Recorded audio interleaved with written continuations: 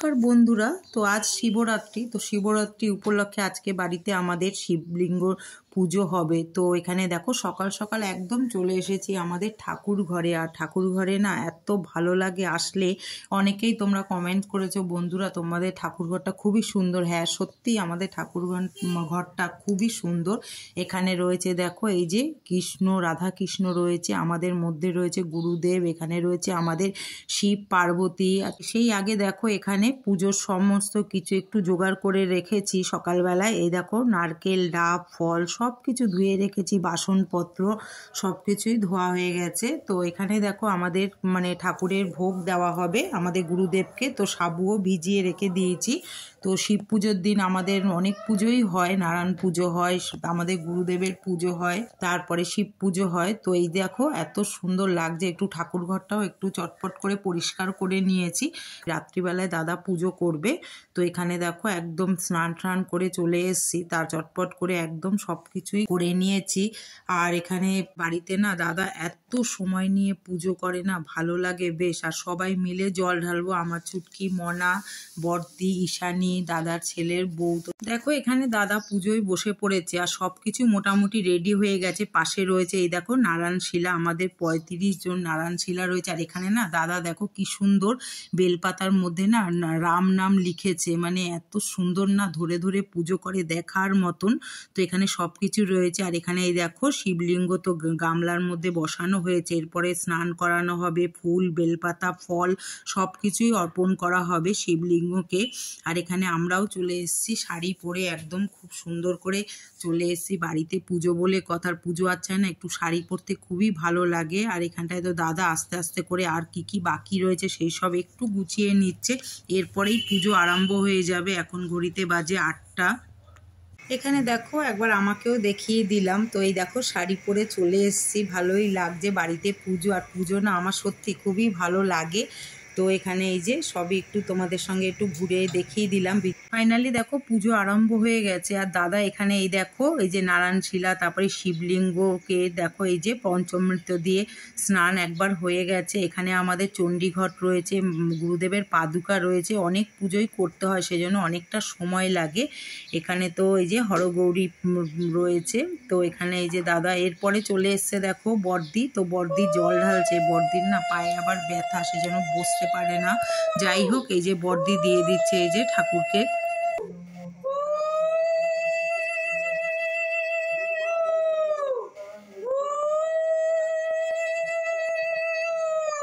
পরে দেখো চলে এলাম আমি। তো এখানে দেখো এই যে বসেছি আর দাদা এক এক করে বলছে। প্রথমে তো ডাবের জল, গঙ্গার জল, দুধ দিয়ে, তারপরে পঞ্চামৃত রয়েছে, সব দিয়ে দাদা এক এক করে বলছে। সেটা দিয়ে আমি যে শিবলিঙ্গকে এই যে জল ঢেলে দিচ্ছি। আর এত ভালো লাগছে না। আর দাদা এই যে তারপরে ফুল, বেলপাতা সব কিছুই দিচ্ছে, সেটাও এই যে দিয়ে দিচ্ছি মাথায়। আর খুব ভালো লাগছে, ভক্তিভরে পুজোটা খুব মনের মতন হলো।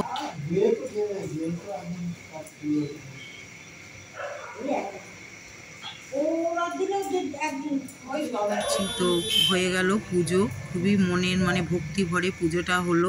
এরপরে দেখো এই যে আমাদের গুরুদেবের পাদুকাতেও একটু ফুল, বেলপাতা দিয়ে দিলাম আর নমস্কার করে নিলাম যে ঠাকুর সবাইকে যেন ভালো রাখে, সুস্থ রাখে, এটাই কামনা করি সব সময় ঠাকুরের কাছে। পরে দেখো এই যে চলে এসছে ঈশানী। তো ঠাকুরকে এই যে শিবলিঙ্গকে জল দিচ্ছে, ফুল, বেলপাতা সব কিছুই দিয়ে দেবে। পরে দেখো এই যে মনা জল দিচ্ছে, এই যে শিব ঠাকুরকে এই যে জল দান করছে। তো এখানে দাদা সব কিছুই বলে দিচ্ছে। তো পরীক্ষা চলছে, তো কলেজের 3rd সেমিস্টারে পরীক্ষা চলতে, তো ভালো করে একটু দেখো ভক্তি করে দিচ্ছে যাতে একটু রেজাল্টটা ভালো হয়। তো যাই হোক, তো এখানে এই যে দিয়ে দিচ্ছে। এরপরে চলে এলো দেখো আমাদের ছুটকি, ওরও ইচ্ছা হলো যে ঠাকুরকে একটু, শিবলিঙ্গকে একটু জল দান করবে।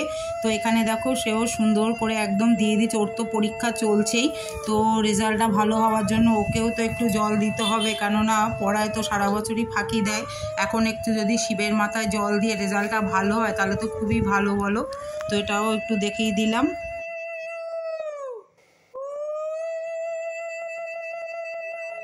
তো দাদার শেষে যা জল ছিল পঞ্চামৃত সব একদম দিয়ে দিল। দেখো বন্ধুরা, তোমাদের একটা খুব সুন্দর জিনিস দেখাচ্ছি। এইটা হচ্ছে আকন্দ ফল। তো এটার না পুরো মানে ভেতরে বীজগুলো ফেলে প্রদীপ করেছি। তো এটা বলে দেওয়া শিব ঠাকুরকে, খুবই ভালো। এটা কিন্তু জানতাম না, তো দাদা অনেক কিছু জানে, তো দাদাই বলে দিল। তো সুন্দর করে দেখো প্রদীপ বানিয়ে দিয়েছি, কি ভালো দেখতে লাগছে না। তো এটাও শিব ঠাকুরকে দিয়ে দিলাম। শেষে একদম দেখো ফুল, বেলপাতা, তারপরে মালা, আকন্দ ফুলের মালা এই যে দিদি দিয়ে দিচ্ছে শিব ঠাকুরকে।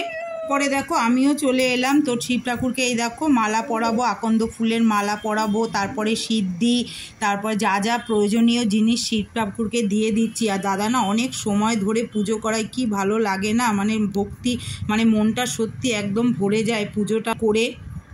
প্রায় 3 ঘন্টা বসে কিন্তু এই চললো আমাদের শিব ঠাকুরের পুজো। তো এত সময় নিয়ে দাদা করেছে, সত্যি মনটা ভরে যায়। সব শেষে একদম পুজো শেষের মুখে তো একদম ভক্তিভরে ঠাকুরকে নমস্কার করে দিলাম এবং মনের কামনা জানালাম ঠাকুরের কাছে। আর এখানে দেখো ব্রতকথা পড়ছে আমাদের ঈশানী।